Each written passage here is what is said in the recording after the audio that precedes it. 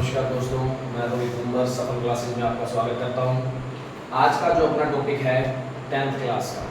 10th class का अपने अभी तक लास्ट वीडियो में अपनों ने 1.3 का कुछ हिस्सा कर लिया था, जैसे √5, √2, √3 एक अपरिमेय संख्या है, सिद्ध कीजिए।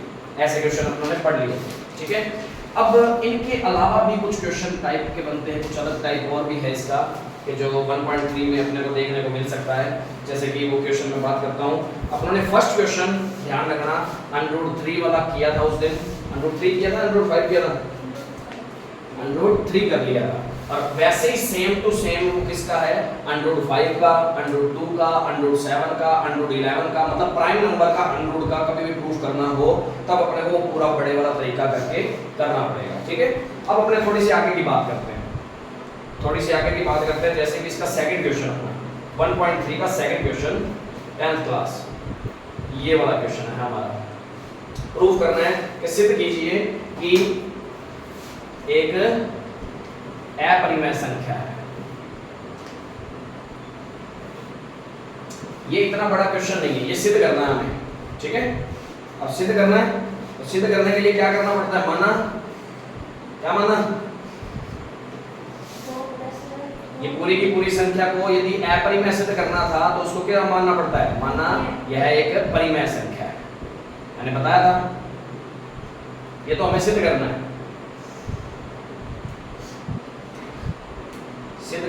ये अपरिमेय संख्या है। और अपने इसको सिद्ध करने के लिए पहला स्टेप क्या लेके चलते हैं, इसका अपोजिट लेट करके चलते हैं, अपोजिट मान के चलते हैं, उल्टा मानेंगे कि हाँ भाई 3 प्लस में 2 √5 एक परिमेय संख्या है। बात समझ आ गई, प्रॉब्लम तो नहीं। परिमेय संख्या तो उसको किस रूप में लिखते हैं बेटे, p बटे, मतलब कोई भी संख्या को अपने p बटे क्या रूप में लिख सकते हैं यदि वो परिमेय है तो, ठीक है। और इसमें कंडीशन क्या होती है, q नॉट इक्वल टू 0 और वह p व q में उभयनिष्ठ गुणनखंड, उभयनिष्ठ का मतलब कॉमन, उभयनिष्ठ गुणनखंड कोई नहीं है, कोई नहीं है, ठीक है। तुम्हारे हंसी किस बात की आ रही है, पहले ये बताओ।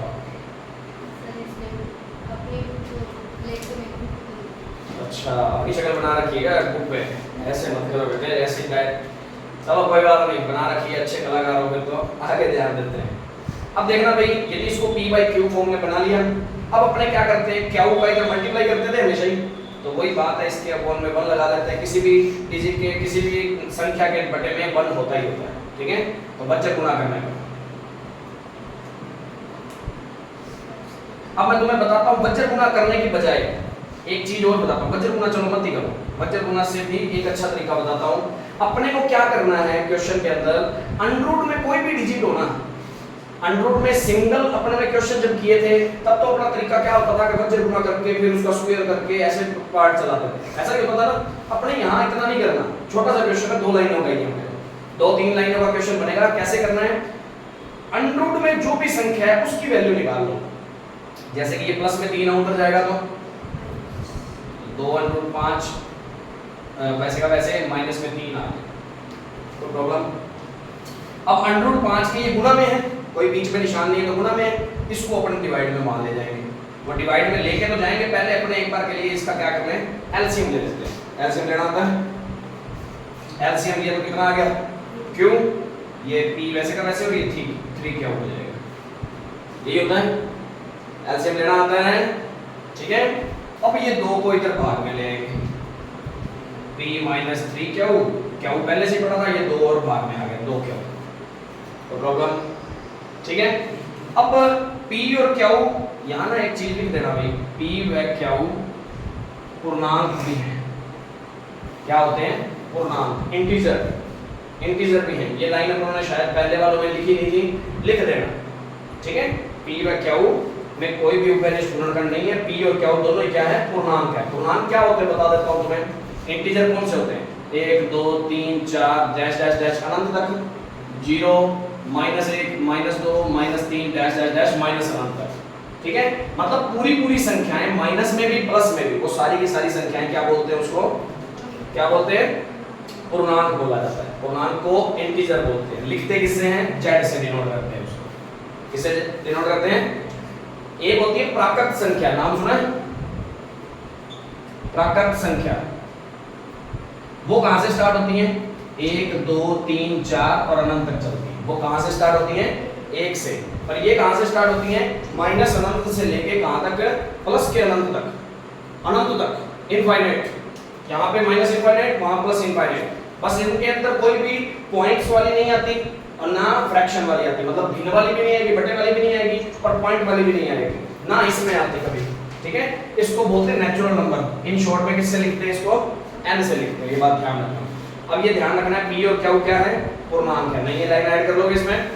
ठीक है, अब इतना काम सभी क्वेश्चन में करना है, चाहे कुछ भी दिया हो क्वेश्चन के अंदर, कुछ भी दिया हो, हमेशा अंडररूट वाली संख्या का मान निकालो। निकालिए ना अंडररूट 5 का। अब सुनो, अंडररूट 5 बराबर में p क्या है? पूर्णांक। लो जी, लिख दिया इसको पूर्णांक। -3, 3 तो अपने आप में पहले से पूर्णांक है, 3 पूर्णांक ही है ना। ठीक है, वो तो पहले से पूर्णांक है। क्या भी क्या है? पूर्णांक बटे में 2 गुना पूर्णांक। ये बात समझ आ गई? p और q दोनों पूर्णांक के थे ना, तो p और q जहां जहां थे उसकी जगह पूर्णांक लिख दिया। बाकी संख्याएं तो अपने आप में पहले से क्या होती है? पूर्णांक होती है। अब सुनो, पूर्णांक और पूर्णांक को मैं 3 से गुणा करूं, कोई भी एक पूर्णांक ले लिया मैंने, उसको मैंने 3 से गुणा किया, आंसर कितना आएगा? पूर्णांक ही आएगा ना। ये एक पूर्णांक, ये एक पूर्णांक, पूर्ण अंक, पूरा पूरा अंक कहने का मतलब। ठीक है, पूर्णांक में से पूर्णांक घटाएंगे, आंसर भी क्या आएगा? पूर्णांक ही आएगा। पूर्णांक में पूर्णांक का भाग देंगे तो भी पूर्णांक ही आएगा। मतलब पूर्णांक में पूर्णांक का भाग, ये भी पूर्णांक है, ये भी पूर्णांक है। पूर्णांक में पूर्णांक का कभी भी भाग देते हैं ना, तब वो संख्या हमेशा कौन सी संख्या बन जाती है? परिमेय संख्या बन जाती है। कौन सी संख्या बन जाती है? परिमेय संख्या होगी। √5 को हमने सॉल्व करके क्या लिख दिया? ये सारा पूर्णांक बटे पूर्णांक करके क्या बन जाना? हमेशा परिमेय संख्या बन जानी है। पर तुम इतने दिनों से करे जा रहे हो, क्या करे जा रहे हो कि √5 कौन सी संख्या होती है? अपरिमेय संख्या होती है। अब उन्होंने सिद्ध नहीं किया कि √5 एक अपरिमेय संख्या सिद्ध करो, √2 एक अपरिमेय सिद्ध करो। ऐसे क्वेश्चन आ रहे हैं ना अपने पास, डेली अपने ये प्रूफ करते आ रहे हैं कि √5 तो अपरिमेय होती है। तो इसका मतलब ये कह रहा है परिमेय होती है, इसका मतलब ये क्या कह रहा है? गलत कह रहा है। तो इसका मतलब हमारी कल्पना गलत है, क्योंकि √5 क्या होती है? अपरिमेय संख्या होती है, इरेशनल नंबर होता है। क्योंकि √5 एक अपरिमेय संख्या होती है। ठीक है, तो हमारी कल्पना गलत है, हमारी कल्पना गलत हो गई है, तो इसका मतलब जो हमने माना था वो भी गलत है। तो अतः इस क्वेश्चन के बाद क्या करेंगे? नीचे लाइन लिख देंगे, अतः 3 प्लस में 2 √5 भी परिमेय नहीं है। क्या है? अपरिमेय संख्या है। इस बात को दोबारा दिमाग में रखना है, सुनना। उस क्वेश्चन को करने का तरीका क्या था? √5, √3 सिंपल डिजिट जब थी, उनको करने का तरीका एक अलग था। और कभी भी प्लस में, माइनस में, गुणा में, भाग में ऐसे करके कोई अंडरूट के साथ में आप पढ़ा है कोई संख्या, तब उनको इसी तरीके से करना है हमेशा। समझ आ गई? पहले एक बार इसको नोट करो, इसके जैसा एक क्वेश्चन और करवाते हैं ताकि तुम्हें बात अच्छे तरीके से क्लियर हो जाए। ठीक है,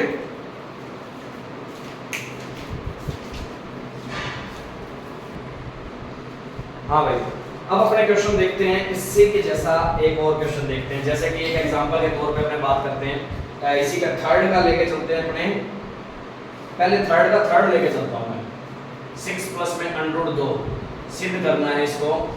क्वेश्चन अपने को ये दे रखा है, सिद्ध करो, प्रूव दैट, कि ये जो डिजिट है एक क्या है?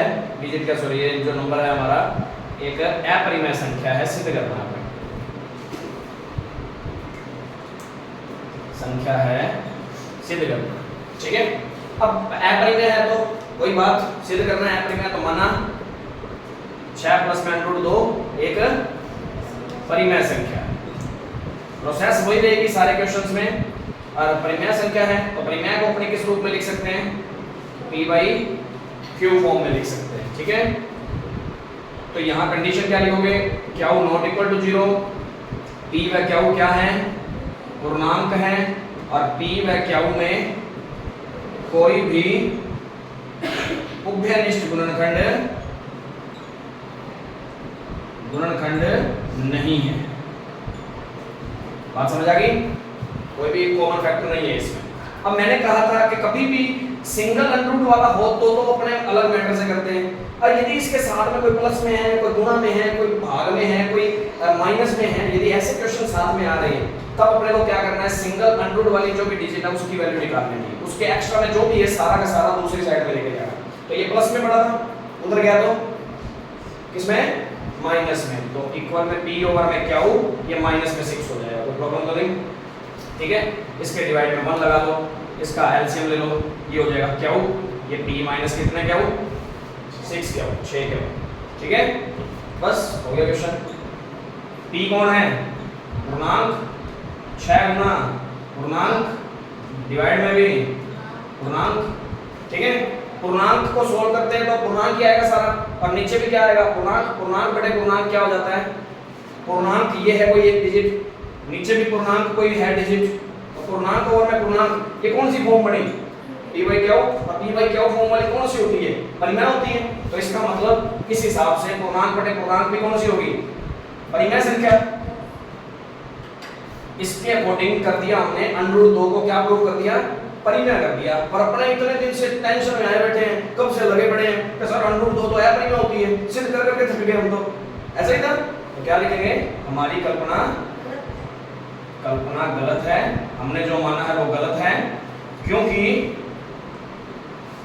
अंडर रूट 2 क्या होती है, एक अपरिमेय संख्या होती है, अपरिमेय संख्या होती है, और हमने परिमेय बना दी उसको, तो इसका मतलब हमारी कल्पना गलत है, क्योंकि अंडर रूट 2 एक अपरिमेय संख्या है। तो इसका मतलब क्या है, 6 प्लस में ये हमारी कल्पना जो हमने करी थी वो गलत हो गई। इसका मतलब 6 प्लस अंडर रूट 2, 6 प्लस में अंडर रूट 2 एक अपरिमेय संख्या है। बात समझ आ गई?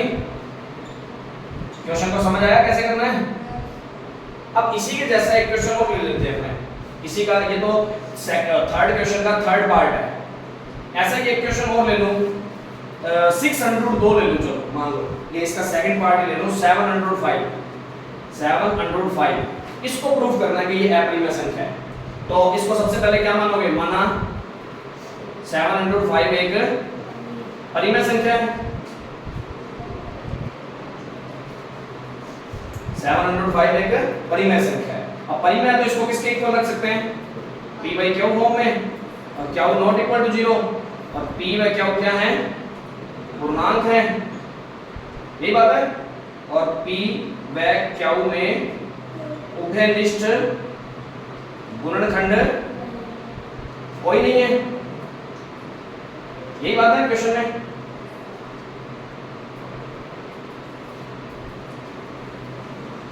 ठीक है, ये क्वेश्चन हो गया।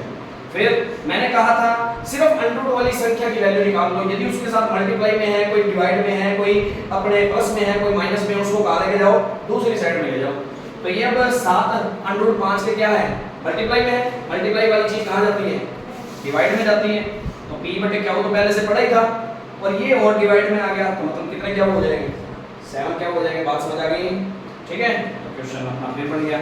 इसको पूर्णांक बटे में 7 इंटू पूर्णांक बटे पूर्णांक क्या बन जाता है, पूर्णांक बटे पूर्णांक कौन सी संख्या बनती है, परिमेय संख्या बनती है। हमेशा ऊपर भी पूर्णांक आएगा, नीचे भी पूर्णांक को पूर्णांक से गुणा करने पर पूर्णांक ही आएगा। ठीक है, तो अंडर रूट 5 एक परिमेय संख्या बन गई, जो कि क्योंकि नॉर्मल सी बात है, ये तो अपरिमेय थी। तो क्या कहते हैं, हमारी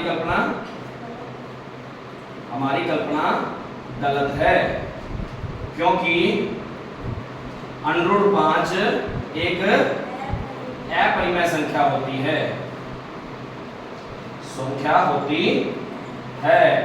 मार्कर की इंक खत्म हो गई है। ठीक है, तो मार्कर की इंक खत्म हो गई है, तो थोड़ा सा तुमने भी करना है। अब ये हमें पता लग गया ये अपरिमेय होती है, इसका मतलब हमारी कल्पना क्या थी, गलत थी। तो हमारी कल्पना गलत है। अब गलत है तो इसका मतलब इसको जो परिमेय माना था वो क्या था, एक्चुअल में एक अपरिमेय संख्या थी, हकीकत में अपरिमेय संख्या है। ठीक है, समझ आई बात कैसे करना है, कोई प्रॉब्लम तो नहीं, इतनी बात क्लियर है कैसे करना है क्वेश्चन को। अब इसका एक थर्ड पार्ट हो रहा है, पहला पार्ट हो रहा है क्वेश्चन का, वो भी थोड़ा सा बात कर लेते हैं। 1 ओवर में अंडर रूट 2 है, लाइनें लिख लो किसकी, लाइनें क्या लिखोगे, 1/√2 को क्या मानना है, परिमेय संख्या। 1 में √2 माना एक परिमेय संख्या है, यही मानते हैं हमेशा। अब परिमेय को इसको किस रूप में लिख सकते हैं, p बटे क्या रूप में। और मैंने कहा था अंडरूट की वैल्यू निकालनी है। अंडरूट की वैल्यू कब निकलेगी, जब इसको थोड़ा सा बच्चे गुना कर लो, ऐसे करके √2 की वैल्यू निकाल लेते हैं। या इसको सिंपल वे में सिखाता हूं, इसको पलटा मार दूं तो ये क्या हो जाएगा, √2/1। इसको भी पलटा मारना पड़ेगा फिर, यदि इसको पलटा मार रहा है तो कितना हो जाएगा, क्यू बटे, तो मतलब √2 का जो मान है और बटे में 1 लगा दे तो उसका कोई मतलब तो होता नहीं। तो √2 की वैल्यू किसके इक्वल आ गई, q बटे p के फॉर्म में। अब बस √2 की वैल्यू आ गई तो q भी पूर्णांक है, p भी क्या है, पूर्णांक है, तो ये क्या बन गई, परिमेय संख्या बन गई। परंतु अपने जानते हैं हमारी कल्पना गलत है, गलत है तो क्या था, क्योंकि √2 एक अपरिमेय संख्या है, क्योंकि √2 एक अपरिमेय संख्या है। तो √2 एक अपरिमेय संख्या है, हमारी कल्पना गलत हो गई, इसका मतलब जो हमने माना था वो गलत हो गया। तो इसका मतलब आता है 1/√2 एक अपरिमेय संख्या है, ठीक है। राग गा गा के तुम कर रहे हो क्वेश्चन को, ध्यान रखना। समझ आई कैसे करना है क्वेश्चन, नोट कर लो इसको आराम से। अब मैंने तुम्हें हर टाइप का एक क्वेश्चन बता दिया जिसके साथ प्लस में भी था, मल्टीप्लाई में भी था और डिवाइड में भी कोई है, तो इस तरीके से। हाँ जी, माइनस वाला हो तो यहाँ माइनस हो जाए तो क्या करेगा बता, चलो इसकी जगह प्लस है। मान लो कि यहाँ माइनस वाला एक एग्जांपल हो रहा है, देख लेते हैं। 5 माइनस √2, इसको क्या मानोगे, ये एक संख्या है, जैसे इसको अपरिमेय सिद्ध करना था तो माना यह एक परिमेय संख्या है, ठीक है। और परिमेय है तो इसको क्या मानेंगे, p बटे क्या रूप में। ये पूरी लाइनें लिख लेना भाई, इसके ब्रैकेट वाली जो है वो सेम टू सेम छाप दी, छाप लोगे क्योंकि ये सेम बातें आएंगी इसमें, लिख लोगे ना। यहाँ पे भी लिखी है, यहाँ तो लिख दी थी, यहाँ पे भी लिख लेना, यहाँ पे भी लिख लेना। अब सुनो, मेन बात जो है वो सीखनी है अपने को। अब √2 की वैल्यू निकालनी है। √2 किसका है, यहाँ माइनस का, इसको कहाँ ले जाते हैं, उधर ले जाते हैं। उधर ले गए तो ये तो हो गया प्लस का, ये सारी चीज उधर जाके प्लस की होगी। यहाँ पहले से कौन बैठा था, बैठा था ना, इस p बटे क्या को इधर ले आते हैं, इधर ले आते हैं तो माइनस का p बटे क्या हो जाएगा। बात समझ आ गई। ये 5 ऐसे कैसे बैठे हैं, √2 माइनस का था, उधर ले गए उसको प्लस का बना दिया, और ये p बटे क्या इधर प्लस का था, इधर ले आए तो माइनस का हो गया। बस इसको करेंगे तो कितना हो जाएगा, 5 क्या हो माइनस में p, क्योंकि 5 क्या यहाँ आ जाएगा। और यही बात है, क्या क्या लिखोगे, 5 इंटू पूर्णांक माइनस में पूर्णांक डिवाइड में भी पूर्णांक इक्वल में √2। तो √2 किसके इक्वल आ गया, पूर्णांक बटे पूर्णांक क्या होती है, परिमेय संख्या होती है वैसे तो। परंतु हम जानते हैं हमारी कल्पना गलत हो गई, क्योंकि हम जानते हैं क्योंकि √2 एक अपरिमेय संख्या है, तो हमारी कल्पना गलत तो होगी।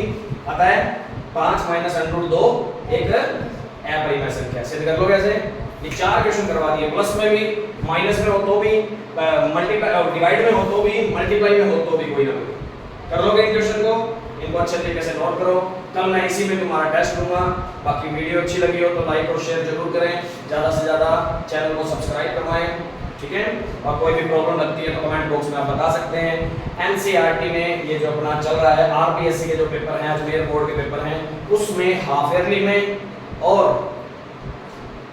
अपने एनुअल पेपर अपने जो लास्ट वाले आएंगे वार्षिक परीक्षाओं में, ठीक है, इनमें से एक क्वेश्चन 101% देखने को मिलेगा ही मिलेगा। 1.3 का कोई भी क्वेश्चन बना के आ सकता है, डिजिट चेंज हो जाए तो कोई पता नहीं, ठीक है। पर इस टाइप के क्वेश्चन या √2 जो अपने लास्ट वीडियो में करे थे, उस टाइप के क्वेश्चन में से एक क्वेश्चन पक्का आएगा और 2 नंबर का पक्का आना है, ठीक है। अब डिपेंड करता है, और 1 नंबर का 2 नंबर का जो पार्ट है वो अपना 1.1 में से आएगा, 101% आएगा। 2 नंबर का वहां से, 2 नंबर का यहाँ से, 1.2 में से और 1.1 में से 2 नंबर का आएगा HCF और LCM निकालने वाले से। तो इसको ढंग से करो अच्छे तरीके से। 4 नंबर का ये पूरा चैप्टर है और अपना चैप्टर आज की डेट में ये पूरा हो गया, पहला चैप्टर कंप्लीट है। ठीक है, फिर भी कोई प्रॉब्लम लगती है तो कमेंट बॉक्स में बता सकते हो आप। बाकी वीडियो देखने के लिए आपका बहुत बहुत धन्यवाद। Thank you.